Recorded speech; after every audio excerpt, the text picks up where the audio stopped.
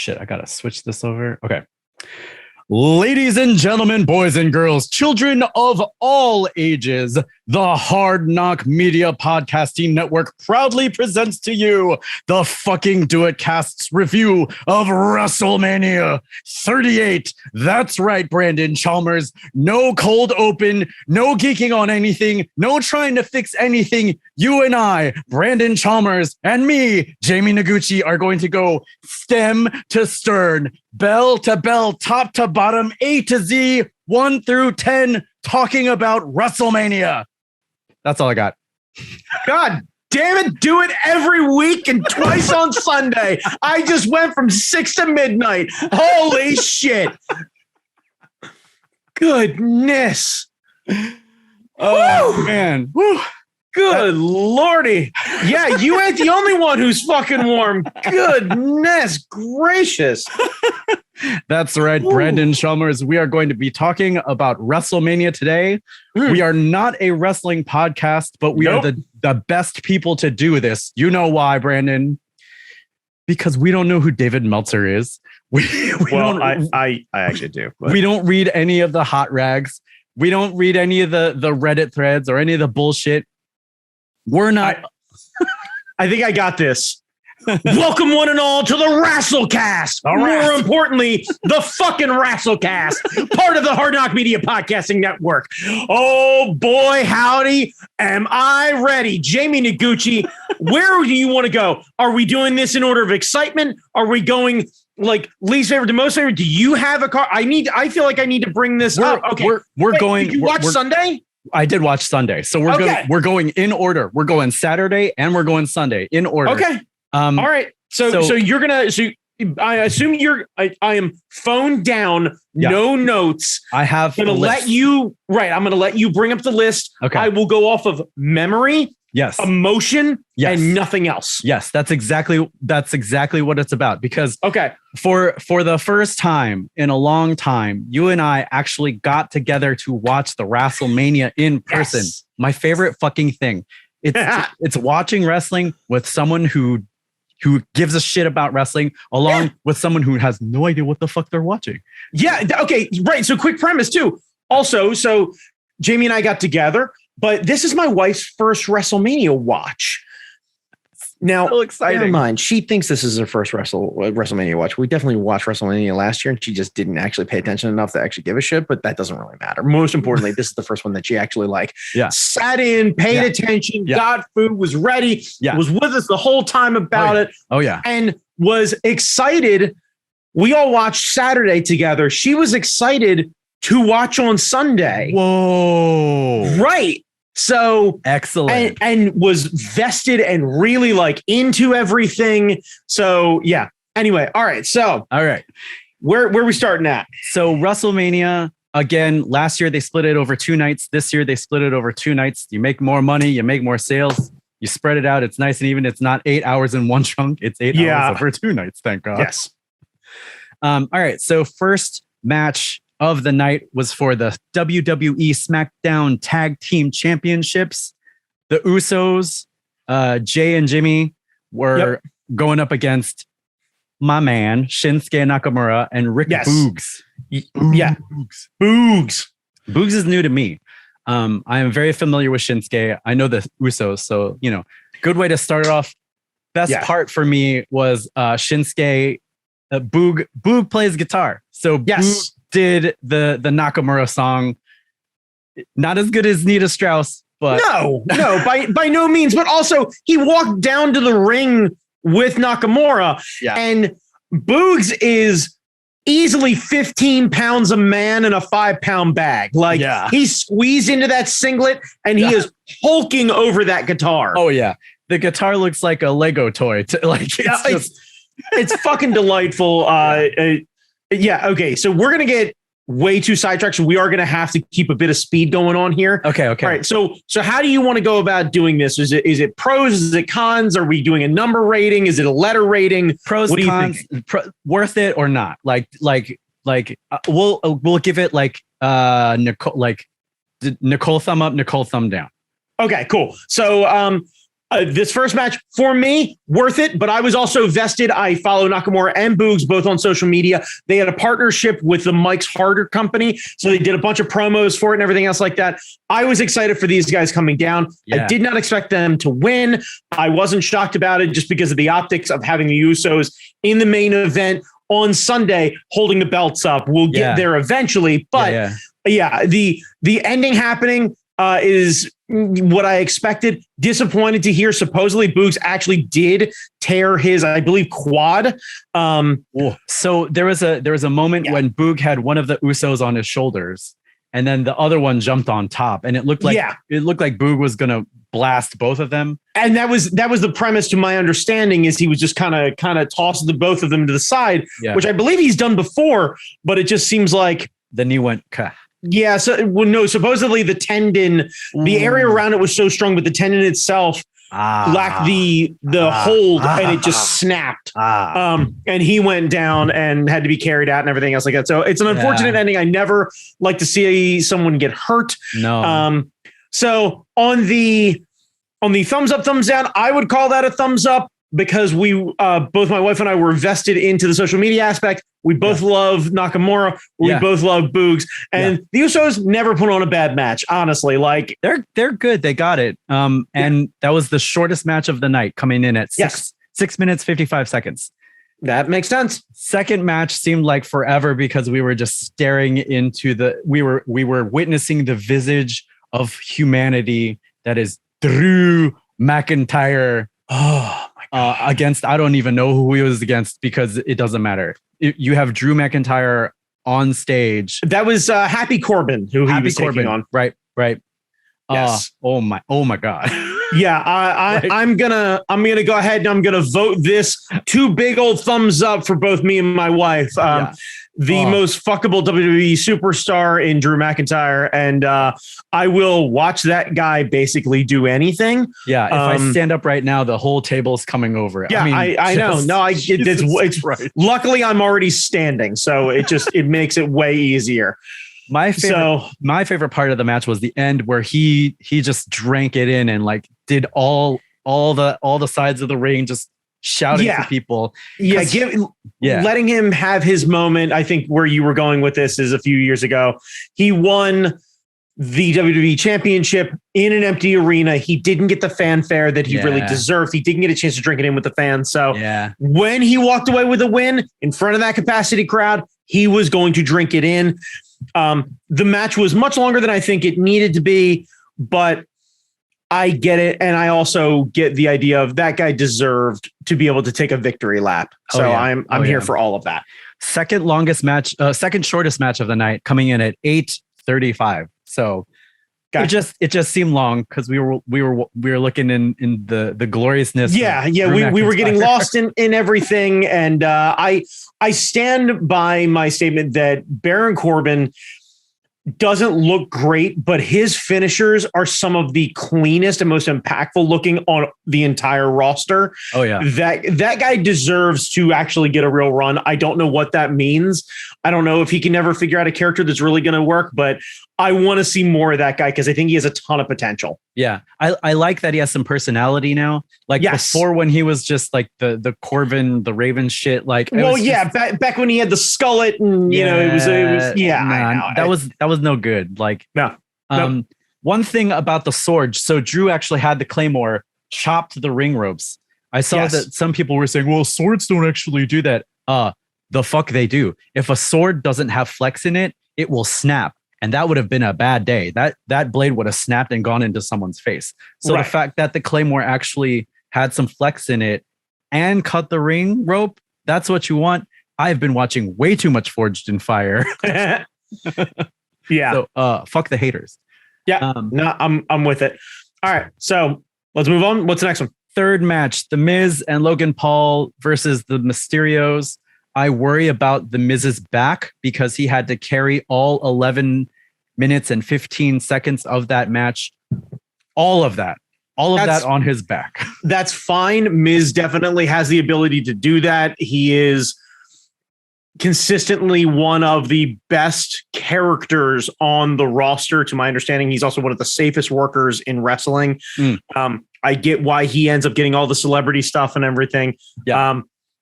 That guy's just infinitely entertaining. I don't care for Dominic Mysterio, though. Admittedly, his wrestling has gotten worlds better from the last time I watched him in a match. So credit where credit's due. But he's not my cup of tea. And I think it just, the look of that guy seems kind of off. And I don't know if it's that he's too spindly next to his dad or just like there's shades of the like, wait, is he actually Eddie Guerrero's son? Was that a fucking work? Yeah. Boy, howdy, you're fucking tall.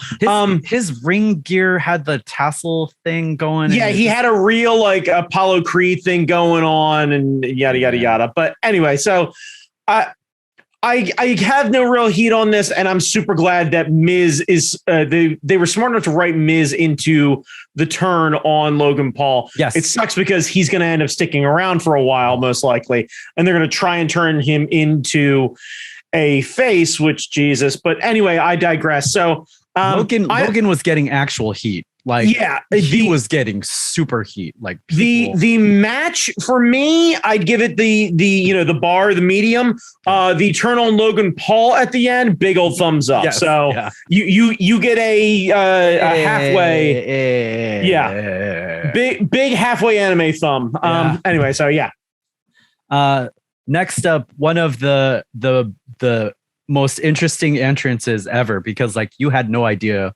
You had two guesses, but it was oh wait, no, I'm lying. Next was Bianca Bel-Air versus Becky Lynch, which was outstanding and quite possibly match of the night. Yeah, fucking amazing. The two of them put in a clinic. Bianca Belair had a fucking marching band with her. Yes.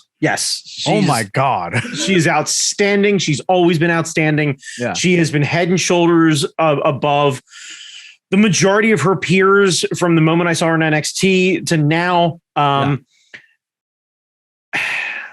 I want to see her hold the belt for a very long time. And I know that part of the whole thing of the face is the chase. So I'm good with wherever they go, so long as she's in the title picture for a very long time. I hope so. Head and shoulders one of the best female wrestlers on the planet, and I am a super big fan. So basically, if you tell me Bianca Belair's in the match, I'm good. I don't really need to know who else is involved. I assume she'll do just fine. Becky always puts in the work. It's always fun with Becky. Yes. So everybody talks about the WrestleMania moment and all that kind of thing. I think the one that you want is when they hire a band to do your intro, like whether it's a marching band or like POD or Rita Strauss or fucking Motorhead. If you get the band spot, it doesn't matter. You're coming out on top. Like even if you lose, like that is the spot. I love that Bianca got that. Yeah, she well deserved and well executed, and the band did an exceptional job too. So all around 10 out of 10. Second longest match of the night, coming in at 19 minutes and 10 seconds. Okay, so now here we have Seth freaking Rollins versus mystery guest. You had two guesses, right? So the rumor and scuttlebutt and innuendo and blah, blah, blah, blah, blah, blah, blah, blah, blah, blah, blah, blah, was that Cody Rhodes was going to be showing up. He had signed, then he didn't sign. Then there was a whole big thing of like the Friday before, maybe it was like the Wednesday before. There was a report that talks had fallen apart with Cody, and they thought that he was going to make his appearance when WWE Raw was in Jacksonville, which is the home of AEW, and they thought that they were going to rub it in then, and he didn't show up then. And they were working everybody. Then, like, I think the Thursday before Mania, there were reports that Shane McMahon, who had been previously fired, was in town. And that's when the rumors started going bananas, where everybody started to speculate, holy shit, is Shane McMahon going to come down and be Seth Rollins' opponent? Because Seth Rollins went into this match not knowing who he was going to take on, supposedly. And I really wondered what they were going to do there, because I'm glad they did what they did, because it removes any sort of stigma or any sort of like haters or yada, yada, yada. But I really thought for a second there, they were going to have Shane McMahon's music hit. Yeah. Shane was going to start coming down. Vince McMahon's music was going to hit right after Shane was about to start going down the ramp. Vince would walk out, pause, put his hand on his son's shoulder, give him the head shake, pull him back. And then Vince was going to hold his hand out and Cody Rhodes was going to fucking appear. Yeah. And you'd be like, holy shit, Cody Rhodes. Yeah. Instead, what they did was they had Cody Rhodes rise from the fucking stage like a goddamn video villain. And it was amazing. Yeah. They did a blackout that like the lights fully went out. Then the pyro went like they lit up the runway. Right. Smoke. Right. Here comes Cody. Just like a fucking anime villain with his anime villain outfit. It was beautiful. Yeah. Like it was beautifully done. And Seth Rollins was outstanding because Seth Rollins in the ring is always outstanding. And he has really gotten comfortable with the character that he's working right now. CrossFit Jesus, but also like being super big into just being fucking obnoxious. And he knows exactly who he is with the choir that we're doing an a cappella version of his entrance. And like that dude really knows who he is and good on him for it. And Cody, to his credit, also knows exactly who he is and went down and had a really great match and established himself. And I really hope that they don't buggle this moving forward. Yeah. But as far as this match goes, outstanding. You probably could have cut maybe 3 or 4 spots off of this thing for me personally. Just to make room for other matches because the New Day's match ended up getting pushed to the next night because everything ran long. Yeah. But if it's don't have it or cut something, like I'll keep it exactly the way it is and I'll watch it all day, every day. Longest match of the night coming in at 21 minutes, 40 seconds. And I don't know if it's because Cody happens to be one of the palest motherfuckers I've seen, but his chest, you could see like it was cut up. Like Seth Rollins decided that I'm gonna take the bump, but I'm gonna fuck you up. Well, you're gonna earn this spot. You're gonna earn the spot. I wonder if that was a little bit of psychology on Cody's behalf to show that he's willing to take a beating, that he's gonna come back in and every hit, because like he had bruises up on his brow and all sorts of stuff. Like he got fucked up. Right. He wanted to show that it was a real battle. The plus side is that no one walked out of that the loser. No, it was a fantastic match. Seth looks super strong. Cody looks super strong. And because Cody walked out of that beat up, you could continue to do these matches. You could cool the two of them off and have them literally like as Cody's feuding with somebody else.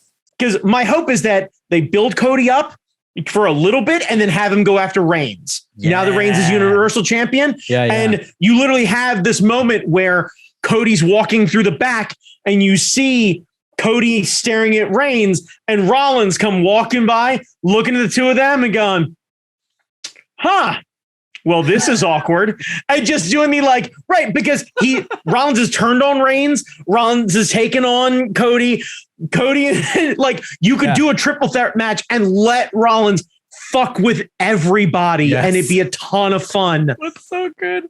Right. So like, I think you have the ability to play off of the history of the Shield, play off against Cody Rhodes' negativity. You could have the square off between whomever Triple H decides is the next guy. Near as I can tell, based on the NXT pay-per-view, it's Tommaso Ciampa. You could have Ciampa take on Rhodes with Triple H being his in-corner guy because Cody literally crushed a throne covered in skulls. Like there's a lot of fucking shit that Cody has to pay for, quote unquote, or could pay for as he works his way up to getting to Roman. So like, I'm excited for all of these things. And all he had to do was go away and start his own federation. That's all you have to do. This is what we talked about on Saturday night. All a pro wrestler has to do to become in the good graces of WWE and find themselves a main eventer is you have to be the son of one of the most prolific wrestlers in history. That's right. Then go ahead and do a pretty decent middle card run, right? Come up with one of the greatest gimmicks ever when he had the face mask over and then he had everybody else wearing paper bags over their heads. Fucking amazing. Then become a mockery version of your brother's character. Quit. Spend 6 years absolutely tearing up the entire planet's wrestling rings. Then start your own multi-million-dollar company. Then decide that you're going to quit. Then you get to come back. That's right, baby. All right. It's just a few. You want to know where blueprint. Matt Hardy fell short? That's it right there. Yeah. He didn't start his own federation. Right. He decided to work for somebody else's company. Yeah. That's the mistake. Brother Nero, we should have made our own federation. Right. Like there are luchadors that could have done a thing. That would have been awesome. Yeah, look, man, I'm telling you, DPW, delete pro wrestling. It's right there. Delete. Anyway. All right. Up next, the Charlotte Flair versus the Sandy Hook denying turfy Ronda Rousey woman match. I suspect that WWE was hoping that Ronda would have more cheers on her side. That did not turn out to be the case when she came into the ring. I don't know if it went the way they were expecting, but thank God for Charlotte.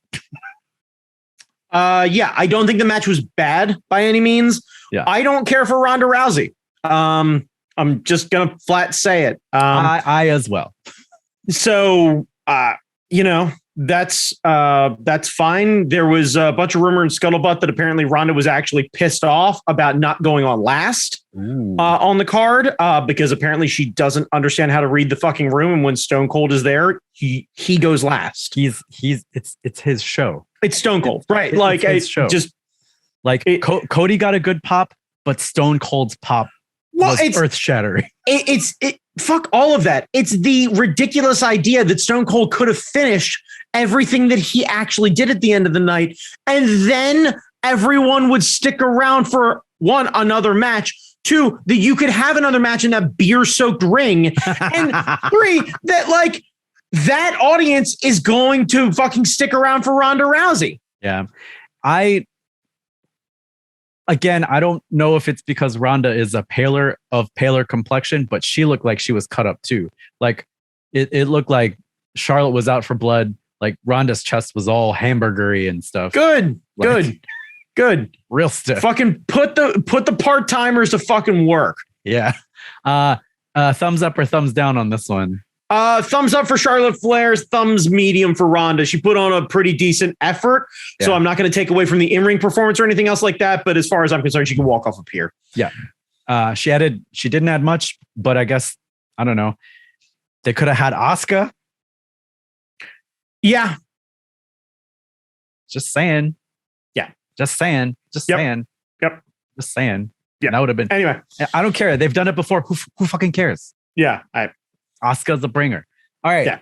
Final match of Saturday night. KO versus the Texas Rattlesnake himself. Stone Cold motherfucking Steve Austin. Yes. Oh my God. The extended pop from when the glass broke to when he sat down was immense. It was just, they have an hour-long mix of his theme song. Yeah. 100%.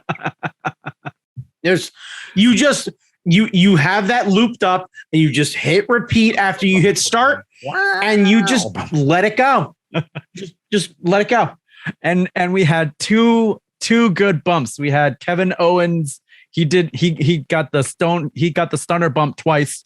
First time he hit himself in the head with the chair. Yes. And then he got the bump. Fuck, more than two. How the amount of fucking suplexes that happened. That's right. Onto bare surfaces, onto the goddamn concrete, onto the fucking stage. It was Jesus Christ. Every time I see Stone Cold go up and back, and I'm like, please get up. And every time, as the match went on, and the more beers he got in him, the more he was popping up off the fucking mat. Oh yeah. Oh man. Stone Cold is to beer as Popeye is to spinach, right? The more beers that guy gets, I'm convinced if you actually sent him out there with like a backpack with like a pump sprayer or something like that, when he's 70, he will absolutely go toe to toe with Brock Lesnar. Yeah. I'm telling you right now. Oh, it was from everything, even the camera work, it was total 90s schlock because the camera was going, whoa, wow, whoa, wow, whoa, right, wow, whoa, right. I will watch. This is the first time my wife had a chance to experience Stone Cold the way Stone Cold should be experienced. Yeah. And I don't think she was prepared for how much beer that guy drinks. That was like 5 cases. We're used to it, but like I get the idea of like, this is new to me. And just the sheer, I'm trying to think of the best way to put this, debauchery, I guess, of like, there's no controlling Stone Cold. None. No. Dude does what he wants. He soaks up the thing. Yeah. Like, I'm here for it. I'm here for it. And who's the announcer who took the bump? Pat McAfee. Yeah. Byron Saxton. Byron took the bump. He took the cheers bump. That was a good one. And then Kevin Owens got back up and then he got another one. Yeah. It was so good. It was so good. It's outstanding. Well, and this is the whole thing is Kevin Owens, his finisher is the stunner. It's only fitting that he gets to be the guy who calls out Stone Cold. Like, yeah, it was perfect. And Kevin Owens can he knows how to talk the shit. Like Kevin Owens literally did the most traditional heel work I've seen in some time. Yeah. Talking about being from Canada, talking about being French Canadian as these Texans get angrier and angrier. Yeah. Talking about how the place smells, how everyone's stupid looking, how everyone dresses funny. And just the most ABC shit. And the fact that they had the Dallas police come down and arrest and escort Kevin Owens out. That was so funny. Was a great, you literally had the feeling it was like, okay, now what's going to make him say, oh, hell yeah, man. And that was right. It. That was it. So I will watch that all day, every day. I cannot get enough of Stone Cold. I fucking love Stone Cold. The only thing missing is JR in the background yelling, Stone Cold! Stone Cold! Because you know what? I don't think you need it. Yeah. we don't need it. Because the second you get JR on that team, then all of a sudden King is back out on the announcing table. And nobody wants that. That's true. That's a little too 90s. Let that live where it lives. That's fine. Let King sit on the pre-show and look like a pimple that's getting ready to be popped. He did not look well. He looked like he was gonna explode. Well, yeah. Anyway, all right. So night one Saturday, thumbs up, thumbs down. Where you at? I think overall a big thumbs up for me. There were 100%. More highlights than lowlights, and Nicole seemed to have a blast, which is always awesome. Yes. So we rest for 24 hours. We come back to it, and we start night 2 of Wrestlemania. We start the night off with the triple threat tag match, RK Bro. God, I hate that. The Street Profits and Alpha Academy. Yeah. So full disclosure, I did not get a chance to watch this. Okay. So you're going to have to give a review on this one. So when I watched it to catch up, I was working at the same time. Okay. So, my big takeaway is that Otis is a joy to watch. Yes. Always has been, always will be. Otis is, he's got I don't know what they're doing with him, but he can move. He can toss a motherfucker out. He can do the work. Yes. I don't even remember. I think the RK Bro retained or whatever. Yes. Yeah. Randy Orton and Matt Riddle retained. Yeah. At the end of the match, the Street Profits were in the ring with their red Solo cups. Yes. And they were pouring it out for RK Bro. And then they turned to the audience and they brought in that guy. Do you remember the guy who was introduced by Stephanie McMahon who had the short sleeve shirt on the night before. It's like, this guy's coming in. Oh yeah. Gable Stevenson. They brought him up. They gave him a solo cup. Chad Gable knocks the solo cup out of his hand. Right. And says like, he starts to Jack and John. The other guy grabs the mic and everyone's like, ooh. Right. And then Chad Gable grabs the mic again and says like, you listen here, buddy, you're in my ring. And when you're here, you're supposed to shh. I don't know what his gimmick is. And shush. Oh, it's shush. So he goes, shh. Dude grabs him, picks him up, and just. So fun backstory. So Gable and Otis, I believe were on the same college wrestling team together. They're like best friends, like actual best friends. Oh, cool. Otis, like Gable bought his house, invited Otis over to go train in his gym, and Otis agreed. And if I remember the story correctly, he told him he was really excited to do it. And then the follow-up text message was a photo of him signing the paperwork for the house like 3 doors down. So he bought the house on the same block as his best friend. Nice. So they train all the time. Oh, they're adorable. Yes. So they are genuine friends. They are genuine collegiate wrestlers. So it would make sense that Chad Gable, the collegiate wrestler, would end up being the guy to jaw Jack with, and so on and so forth. And I don't know how big they're going to get into that. Yeah. If Gable wants to come in as a Kurt Angle style thing and have, ironically, they're going to have to figure out what they're doing with that. Well, he has these 2 giant lion tattoos on his chest. Right. They're amazing. They got to do something with that. Cause like, right. Maybe it'll probably be part of his merchandise or whatever it is. But my wonder is if they're going to turn them into a trio. Ooh, interesting. And let kind of Otis be his heavy off to the side and let him kind of build his way up. Yeah, I thought it was a good setup for other stuff, but I felt overall. Okay, fair enough. I'm disappointed to hear that, but I totally get it. Yeah, but it could have made room for other stuff, like I get that. I hope that Montez Ford did something fucking ridiculous.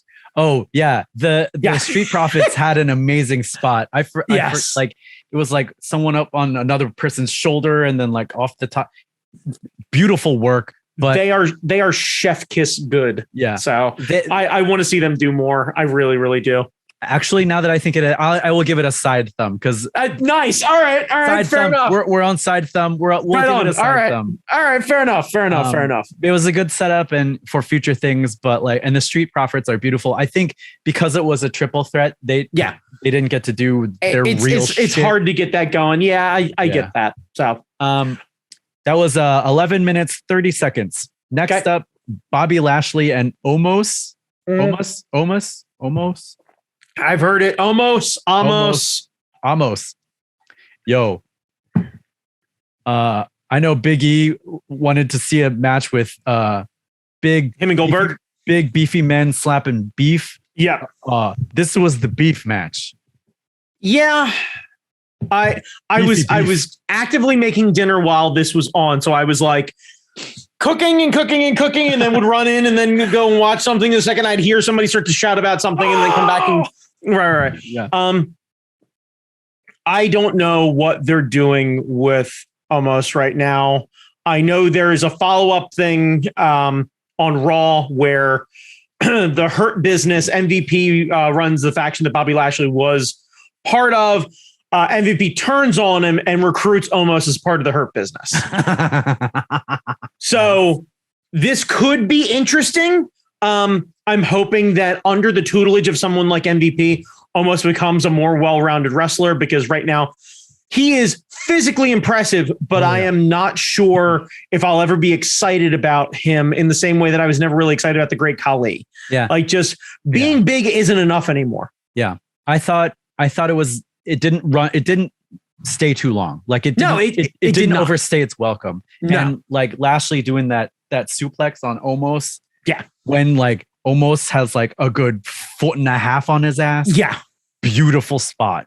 Spot.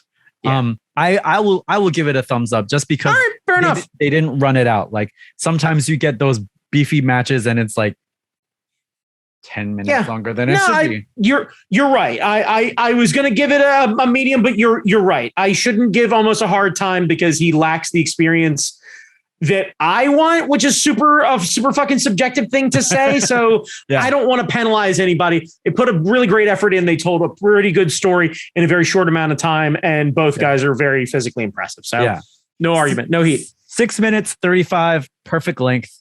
Gotcha. Next up, Sami Zayn versus the entire Jackass squad. Fuck yes, this is my favorite thing on the fucking planet.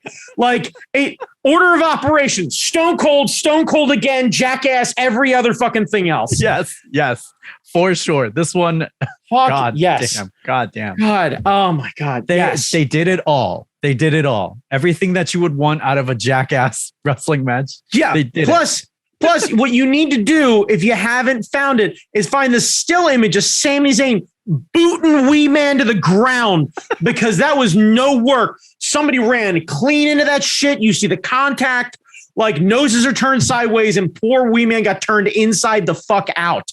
Wee Man did a body slam on Sami Zayn. I know. Picked his ass up and went whoop. Yeah. So good. So like all the thumbs up. All the thumb, the big thumb coming out of the audience. Oh my God.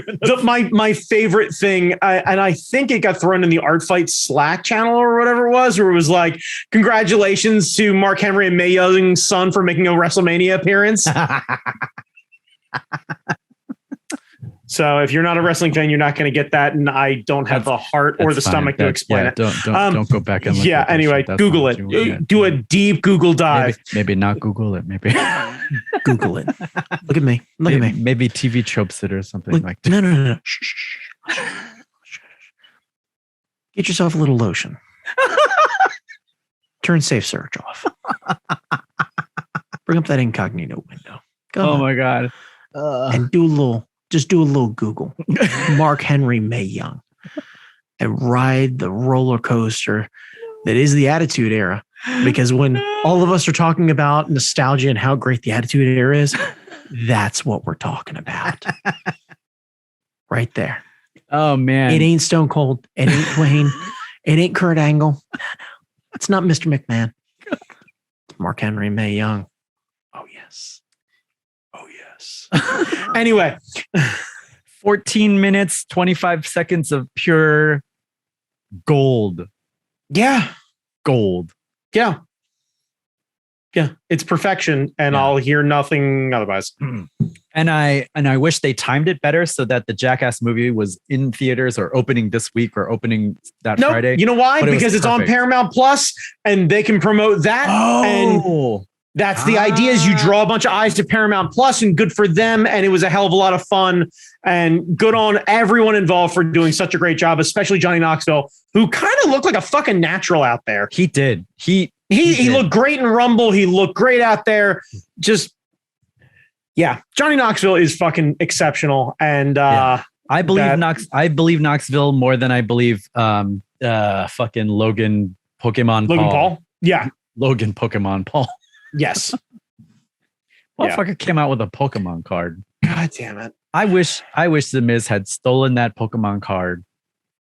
No, because the last thing I want is on fucking Monday night or whatever the fuck night they're supposed to be on, for Michael Cole to explain to the regular Raw audience about Logan Paul's stolen world's most valuable diamond encrusted Pokemon card, and how Logan Paul has to get back his stolen property from the Miz, who turned on him and stole his Pokemon card.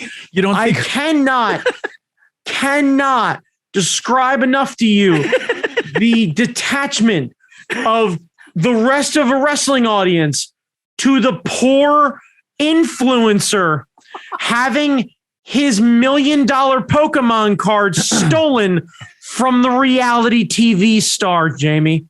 I can't. I fucking can't.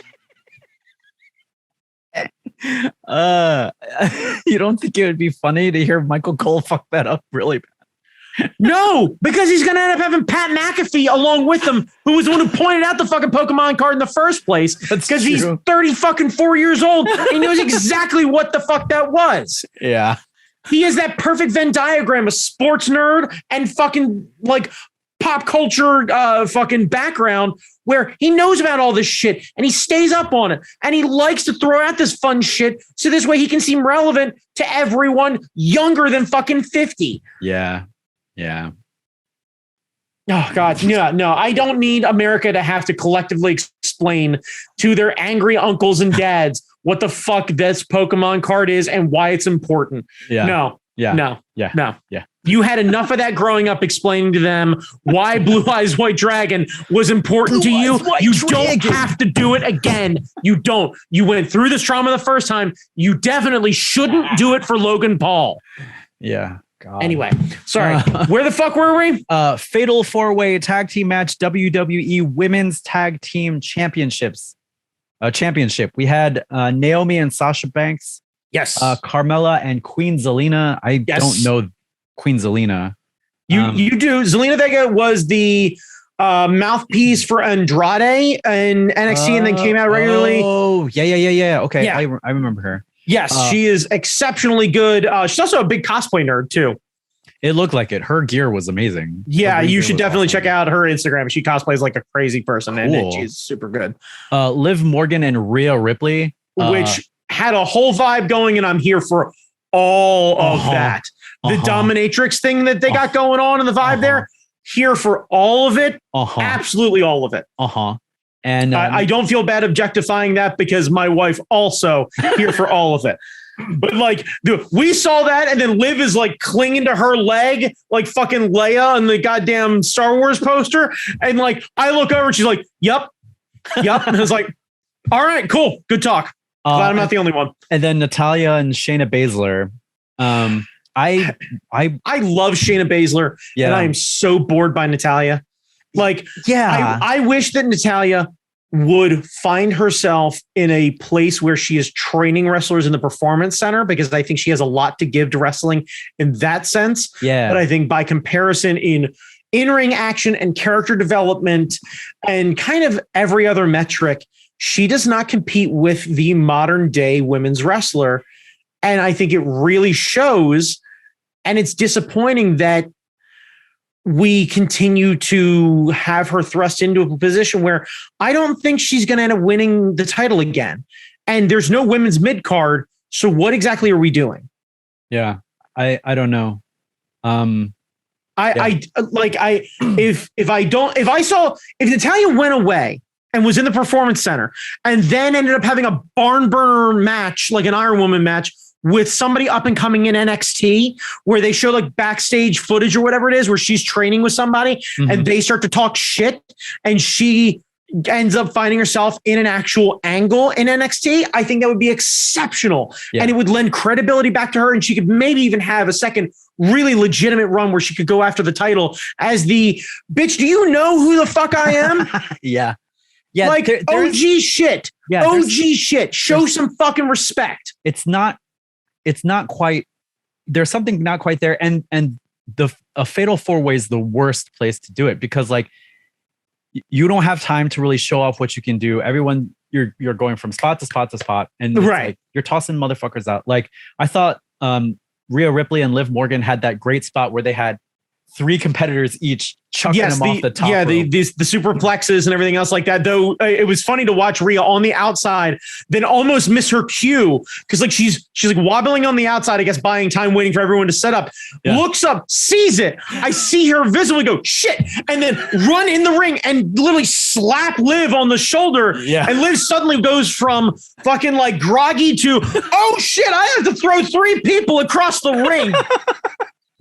Yeah. So other than almost botching it, they stuck the landing, which was fucking great. And Liv Morgan solo Liv shit looked like $1 million. Yeah. Some of the spots that she hit, I forgot how good Liv Morgan was. Yeah. She deserves a genuine solo run. And I think if you let that Liv in that match take on someone like a Becky or a Charlotte or what have you. I think she genuinely could find herself thrust into the main event title picture without trying very hard. Yeah. So I even though four ways are always a messy schmaz, I give this one a thumbs up. I'm giving it a thumbs up. Also, congratulations to Sasha and Naomi for winning the belts. I am super happy to see that. Well deserved. And I look forward to seeing them, unfortunately, not hold those titles as long as they should, because they're both faces and they're going to end up having him turned on them. But I'm curious who they're actually going to have turn on them to go and do everything. I honestly hope that Zelina goes and talks to Shayna Basler and the two of them form a team and go after them. I like that. Basically the walk up to her and go, why don't we shed the blonde weight and let's go after this thing together? Yeah. Speaking of entrances, I always love Naomi's. It's simple, the dark light shit, but it pumps you up.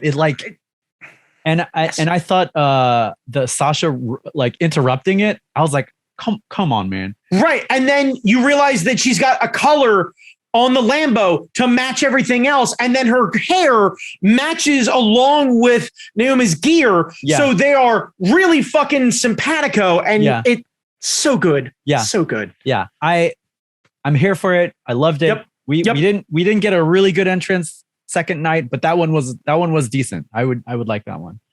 That one was 10 minutes, 50 seconds. Next up, Edge and AJ Styles. It were long. It were long. It were long. Just a little long. A little bit. I am a little disappointed that we went through that long of a ride to end up in a distraction finish. Yeah. And it wasn't even a good distraction. It was like, oh, there's someone outside the ring. My God, what's going on? Could Edge not have distracted the referee and then Damian Priest hopped up and fucking clubbed him in the back of the head or something? Yeah. Yeah. It was 24 minutes and 5 seconds. A couple minutes in, I kind of fast forwarded that motherfucker. Just was I'm sure it was an excellent match because Edge and AJ do good work, but it was going too long. Too long. They're both terribly impressive, especially for their ages. And Edge is king of the false finish, and AJ is always a 10. Yeah. The fun walk away from this is apparently there's rumor and scuttlebutt that they're going to expand Edge's new faction. So it's him and Damian Priest. And then New Brood. I don't know what they're technically called. They haven't come up with a name yet. Apparently 2 names that were floated to be part of this are Tommaso Ciampa, who I mentioned earlier, which I think would be a really great addition because he's kind of sadistic. Yeah. He's kind of mini Edge in a way, which I think would be really good. Yeah. And the other one is Rhea Ripley. Ooh, I like both of those. So in theory, that could be an interesting way also to give Liv a free pass to be able to work her way up to then go after a title because you could end up having Liv. And the problem is, I don't know what show Liv is actually on. I think it's SmackDown. If that's the case, then she can go after Charlotte. Once Rhea turns on her, I like that build up and it could be good. I like a goth stable. I'm giving the match a thumbs down. You cut it in half. I'm excited, but that was too long. And I just, I'm going to give it a medium. It was way too fucking long and I'm disappointed with the finish, but I love seeing those two guys go. Yeah. And admittedly, I popped easily a half dozen times at the false finish. So if I'm going to pop that many times, you definitely at the minimum go from a thumbs down to a good neutral. Yeah. I did like Edge getting the throne entrance. Yeah. That was nice. Nice. All right. 24 minutes, 5 seconds. The reason why I'm so mad that it was so long is because the next match was so fucking short. Sheamus and Ridge Holland versus The New Day. Yep. And it was a minute and 40 seconds. Yeah. And I'm going to disagree with you. So one thing I do want to highlight before we get going is the ring gear that Woods and Kofi wore match Big E's. They all wore the singlets that Big E wears. They all wore the sleeveless jackets that Big E wears. They acknowledged their friend in the most honorable way. I have no interest in watching Ridge Holland do anything ever. I think he is boring as fuck. He is chicken broth to me. He is the essence of what could be flavorful soup. There's no substance. There's no noodles. There ain't no meat. There's no carrots. There ain't even a sparse celery floating about there. There's nothing to it. He's lackluster. And I say this because you've got fucking Pete Dunne sitting right there. Have the audacity, dare I say the caucasity, to change his name to fucking Butch, put him in a fucking Posty Boy cap, and then have him be just the most feral looking motherfucker out there, and then not utilize him properly. Like, for fuck's sake. That was weird. That was weird. It was fucking weird, and that's why I'm not mad that it was short, because I am genuinely disappointed in the fucking competition. It was bad booking. Get fucking Ridge Holland out of here. Get Sheamus locked down with whatever this fucking EastEnders bullshit he has going on. Yeah. And let him work out a real character. And if he wants to have a tag team with his heavy Butch, I'm super good with it. Because the idea of his heavy being smaller than him makes him all the more impressive. And it's fucking better that way. I like that. If Sheamus stands back and he folds his arms and he looks back at Butch and goes, gone, fuck him up. And Butch gets in there against, imagine Butch standing tall against Omos and doing the thing that he did with NXT where he was breaking fingers. Because if he ran in, clipped the knee, watch Omos fall like a fucking tree and start breaking fingers in the ring. Yeah. That would be a game changer. You'd look at this guy like he's a goddamn wild animal. And then the question is, who do you put him in the ring against? Yeah. It would be fucking great. That sounds a lot better than what they were doing, man. Exactly. The other thing is, why the fuck aren't you going to give New Day the win then? Other than you're going to try and continue this fucking feud along because Ridge Holland broke Big E's neck, but we're not going to blame Ridge Holland for it, but we're going to kind of blame Ridge Holland for it. Pick a fucking lane, my dude. Like, either you want this guy to own this and it's going to be a goddamn, scarlet letter the rest of his career in WWE, or you back the fuck off of it. Let these guys separate and be done with it. And let us try and remember that Big E is healing and healthy right now and quit trying to fucking capitalize on it. Pick a fucking lane. I did really like Xavier Woods where he took the singlet down and did the Big E move. That was beautiful. Right. That was beautiful. It just, I'm gonna give I'm gonna give the New Day a thumbs up. I'm gonna give Pete Dunne, because I refuse to call him Butch, a thumbs up, and everything else can fuck right off. Yeah. 1 minute 40 seconds of stop. Of admiring the New Day's love of their best friend. And I'm always here for admiration of friends. Yeah. All right. So this next match was a surprise to me. You had Pat McAfee versus Austin Theory. Which was, I knew Pat McAfee could go because I watched him take on Adam Cole. Yeah. I don't know if you were prepared for Pat McAfee to be that good. I was not. I also don't know shit about Austin Theory. So these were two new people to me. Right. It was good. It was real good. Spots are great. Moves. Austin Theory knows exactly who he is and good on him for it. Yeah. And Pat McAfee, I couldn't tell if by the end of that they anointed kind of Pat McAfee almost new Stone Cold. It seemed like they were going because he called out McMahon. Well, no, he didn't just call out McMahon. Did you catch the audio for that? No. He's standing up on top of the rope celebrating. Fucking Austin Theory and Vince McMahon walking by. McAfee looks down at him, stares him down, and goes, "Hold up. I ordered a 2-piece." Bro, come on. Oh, he was feeling it. I ordered a 2-piece. Goodness. And Vince, God love him. That guy knows how, like, I know there are going to be a bunch of people who's like, don't fall over the billionaire. He's fucking awful. Look, this guy is an exceptional performer and knows how to fucking work an audience. And I'd be honestly taking away from the entire product and most importantly, Pat McAfee's effort if I didn't fucking acknowledge how good McMahon was for the lion's share of that performance. Not match. I don't want to call it a match. It definitely wasn't a match, but a performance. Yeah.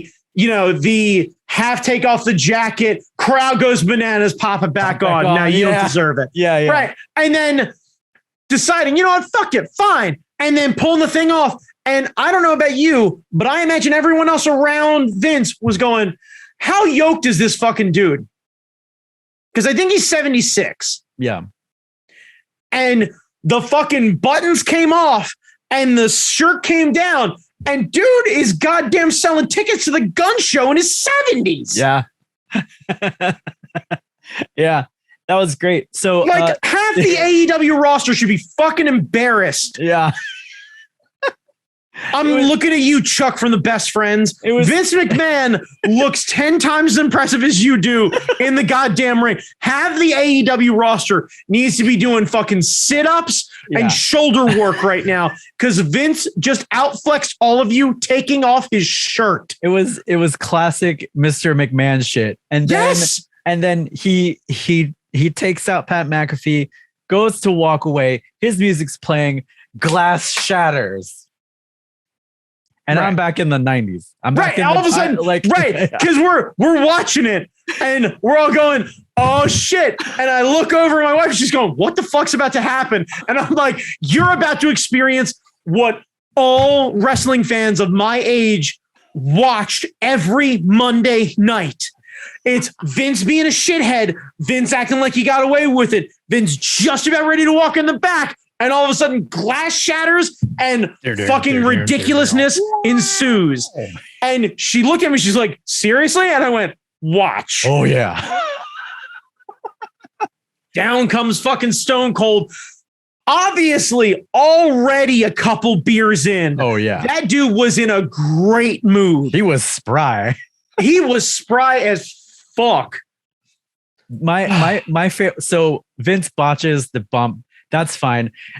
Oh my God, the world's saddest stunner bump. Yeah. Because the funny thing is, Vince has done that before by accident. Yeah. Where he doesn't know how to take the stunner and he crumbles into a pile of laundry. Yeah. And the problem is, at his age, he actually looks like he's crumbling into a pile of laundry. Like, for a second there, I was like, holy shit, he pulled off the Obi-Wan, where he just suddenly turned into just a suit and then there was nothing else there. The best part is Stone Cold. He's laughing his ass off. Like, and he gets on and he's like, motherfucker. And you can hear him mouthing yeah, because he knows he now has to distract the audience from Vince just laying there awkwardly, trying to figure out, what do I do now that I've botched this fucking stunner? Yeah. And it's like, well, I guess I'll just go drink some more beers. Clang, fucking celebrate. And then Austin Theory comes in and he does a beautiful bump. It rivals the Rusev bump. Yes, it does. Pops up, bounces twice, rolls out the ring. Glorious. Right. Glorious. Sells it like a sumbitch the way you should. You show a little respect to fucking Stone Cold and you sell that fucking stunner. And honestly, even if you split the effort between the two of them, I'd still say that's two very solid bumps. Yeah. I think Theory did enough work for the both of them. And then to top it off, Pat McAfee gets his chance. Gets invited in. Yeah. And then gets to do the full-on fucking Stone Cold experience. Yeah. The clanging beers, the standing on top of the top rope, the whole nine, everything else like that. Stunner. And then he eats the stunner because Stone Cold is still the rattlesnake at the end of the day. And he does the Triple H bump where the beer spews out and he falls back. Oh, by the way, because you missed it, the beginning of the night, and I forgot about this, Triple H comes down.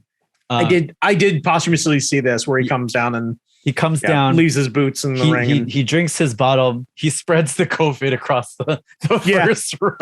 Look, okay, we cannot reasonably praise Stone Cold for showering everyone in the first 4 rows with secondhand beer. That's true. And then give Triple H a hard time for spitting water. Everyone in the first row had great seats, but now they all have COVID from the beer and from Triple H. Honestly, if you're going to a show in Dallas, Texas, and you don't adhere to Gallagher rules, that's on you. Yep, for sure. That's on you. But it was bring a tarp. But it was funny to see, like, that was the first thing I was thinking. And then you're right. I was like, but Stone Cold been doing that the night before. So like, what the fuck? Right. No one cares. Yeah. So he left the boots in the ring, walked off, thanked everybody. He got a big pop. Yeah, of course he did, because he should. He's coming back. I mean, no, they always come back. They always come back. The man has a fucking defibrillator, Jamie. Does he? Yeah. Oh shit. Yeah. No, he's done doing in-ring work. Damn, I didn't know that. All right. Yeah. Well. Yeah. That is my understanding. So I get where you're saying, like, it's a work. That one's not a work. All right. So the McAfee Austin Theory fight was 9:40. The Mr. McMahon stuff was 3:45. The Stone Cold stuff, they don't have it marked down, but it was like a good 50 minutes after that. So it's the best hour in wrestling, and I'm here for it. Yeah. Then we have Romaine Reigns, the tribal chief versus Country Brock. Okay, real quick. I hate this 3D animation bullshit that they got, the augmented reality thing that they have going on for Reigns. But to contradict that, the cinematography of Reigns and the Usos holding the belt up and them doing that big sweeping shot where he looks larger than life is a fucking 20. That guy did more with his entrance with less than any other wrestler on the roster, and I'd argue any wrestler in wrestling.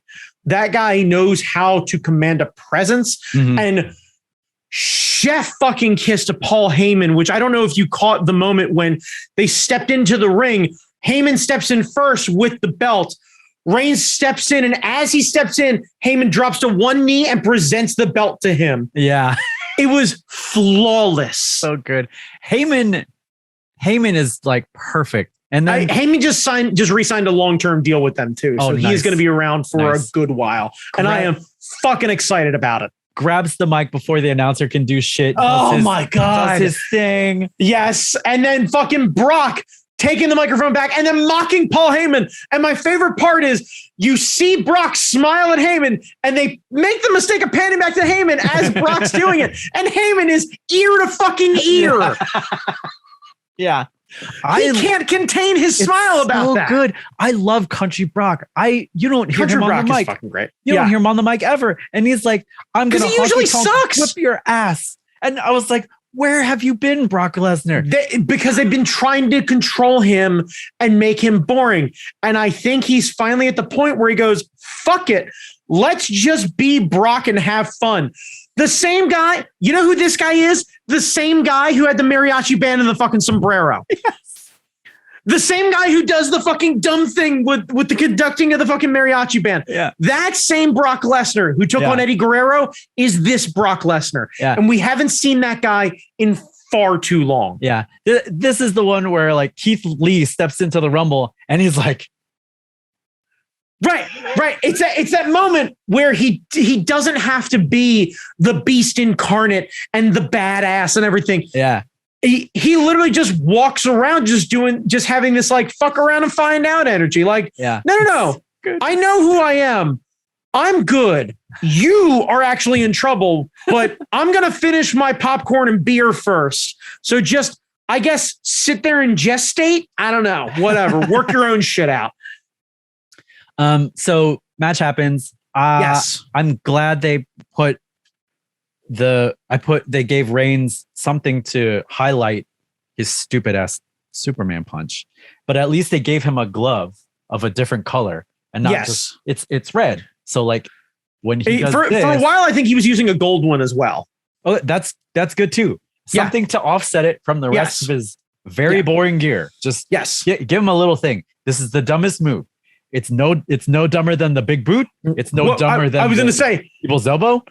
Well, hang on a second, because we missed the most important thing in the Cody Rhodes match. He did the fucking bionic elbow, and I am over the goddamn moon about it still. Yeah, that beautiful. So like, listen here, baby brother, watch my son. Give that bionic elbow, baby. That's right. From the mean streets of Pittsburgh, Pennsylvania. That's right, baby. Coming from way back. I mean, way back.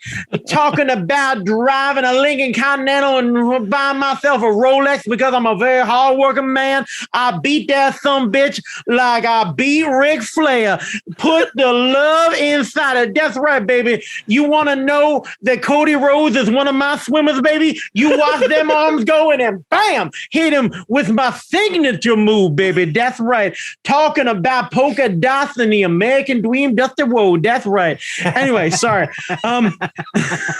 So I still hate the Superman punch because it's fucking terrible, but I get it. The cocking is so bad. Like if he treated it like the RKO, where just all of a sudden he'd be like, bitch, and just tag somebody. Yeah. Cool. Great. Yeah. The cocking of it is, or like in Super Sentai, when you're about to beat someone's ass. I love that this is where you start. You hit a pose, like you hit either a transformation pose, or like he could do this thing where his hand is up here and they're all fucked around there and they're like stumbling around and you just go like, and just shake it like a fucking... See, the problem is if you do anything like this and then you start to acknowledge it, what happens?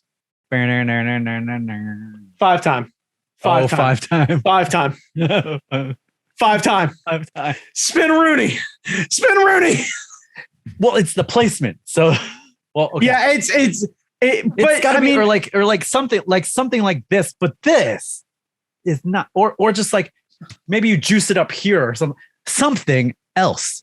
At this point now, he's been doing that dumb move for so long. I don't even care about it anymore. Yeah. Like, because honestly, if I'm going to sing the praises of John Cena and not yell at him for the "you can't see me," then I can't reasonably give Reigns a hard time for jerking off his own fucking wrist. That's like, why I it's so can't. bad. That's why it's so bad. I can't. I mean, I can, but I can't. Right. Never, ever have I had Jack Swagger madder than that. I am so beyond proud of myself for pissing off Jake Hager. Oh my God. And watching that guy, Josh, try not to fucking laugh. So a bunch of Superman punches. Brock takes him to Suplex City. It looked like Reigns popped his shoulder out at some point. Like supposedly that was the statement, is that he popped his shoulder out. I think it's bullshit because I don't think he knows how to put his shoulder back in, and most importantly, I don't think he could have done it without much fanfare and. I don't know if it was a work or not, but like that on the mic, on one of the camera mics, you could hear him say it's like it's out while he was like on the ground. So, and I did notice when he hit the ring to break the hold, Brock was kind of like right, yeah. kind of jerking it a little bit. So yeah, but I could see them definitely working that, and that's an old school heel thing of, you know, Reigns overcoming adversity. Look at how strong the champion is. Blah blah blah blah blah blah blah blah. Yeah, but it was 12 minutes 15 seconds. I heard people thought that it was a shorter night because it ended before midnight or something like that. Yeah, and I'm glad about it. It's a Sunday night. People got work. Yeah, you did 2 days of pay-per-views and the thing still ended goddamn near midnight on Sunday. Yeah. Come the fuck on. I thought it was good. It wasn't too long. Like sometimes those matches go way too long. I enjoyed it. It didn't drag on. It didn't overstay. It was welcome. So I'm giving it the thumbs. Yep. The thumbs. Yep. And I also think that they made the right choice with who won. Yeah. Yeah. And I think Roman is at the point where people are cheering for him. That's the rumor, is that they think that they can take him so far past being a heel that they can turn him into a face. Yeah. And that's what we've been saying all along. Like, make him a heel. Make him a heel. For God's sakes, make him a heel. That's how you get him over, because people are booing him anyway. Right. And now he's doing the best work of his career. And he's good on the mic. He's good in the ring. Like, we've unleashed the beast. Yep. We've turned into we've turned into the skid. It's great. Yep. All right. So Brandon, night 2. Overall thoughts. Thumbs up. Stone Cold and Jackass. I agree. I still liked night 1 before. My memory is tainted because we were together and like. Right. I was going to say a night where you're hanging out with your buddies and you order a bunch of food and what have you is always better than a night where you sit kind of quietly and watch it and it's a turn down thing or whatever it is. You got to go to work the next day and blah, blah, blah, blah, blah. Yeah.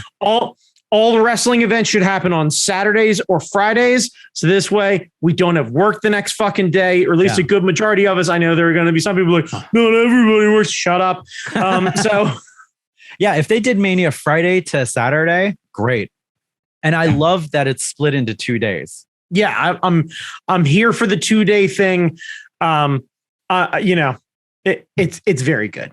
It's very, very good. I think the Sunday one, you honestly could start at 6 p.m. and be perfectly fine. Yeah, end at 11 or like 11:30 or something like that. Well, they started at 8. Do 6 to 10. Oh, 6 to 10. Yes. Do it a little earlier. Sunday. Do it a little earlier. Yeah. Like, what's the problem? You had like 15 matches. That's a lot of matches. That's a lot of fucking content, my dudes. That's a lot of wrestling. That's a lot of wrestling. That's a lot of wrestling. Oh, that's a fucking ton of wrestling. All right. How was Nicole's first WrestleMania? She enjoyed it. I think I'm going to. She has been experiencing wrestling in snippets. So like, I'll talk about somebody or I'll show her something that like I see in one of the recaps and I'm like, hey, this is real fucking good. Yeah. And I'll like kind of spoon feed her a little bit of stuff. Then I show her Botchamania and she gets to see all of the comedy and internet memes and everything else like that.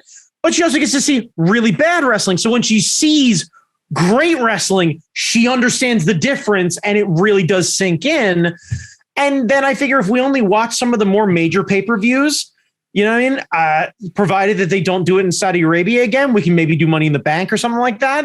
Money in the Bank, yeah, that's a good one. Right. But like, I'm curious how that's gonna go. I'm hoping that AEW eventually gets themselves a better way to watch their premier live events, so this way I can start to watch that stuff on the more regular too.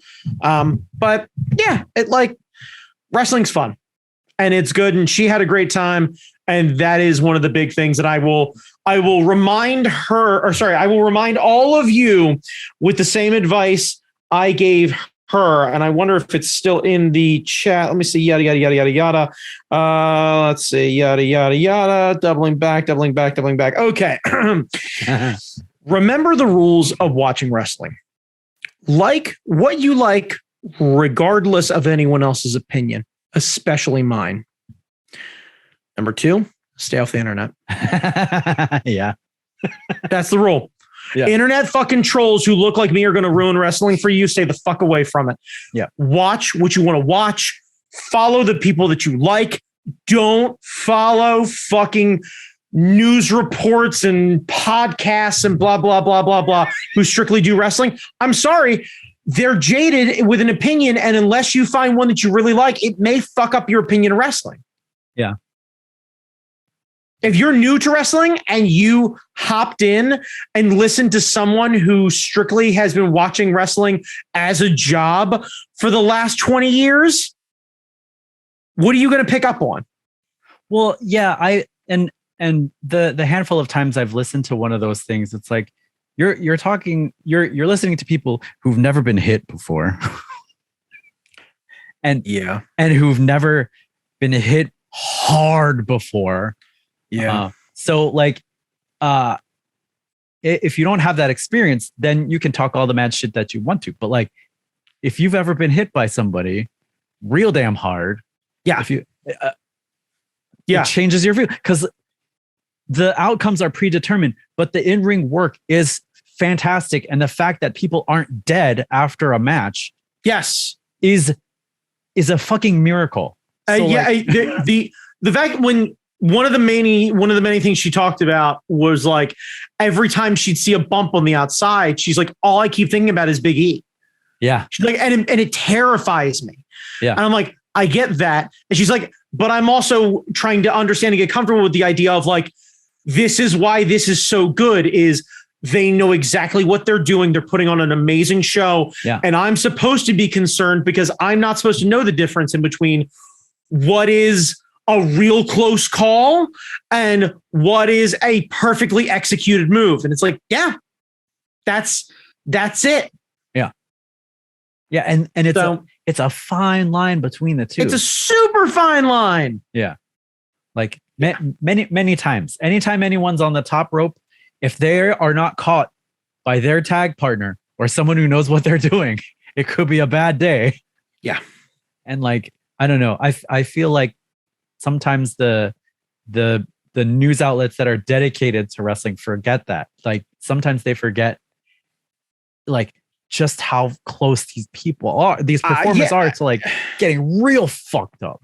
Yeah, there's also the added speculation and issue of tribalism when it comes to which wrestling promotion you like and yada. It's like anything else. Go into it, watch it, enjoy it, watch what you want to watch.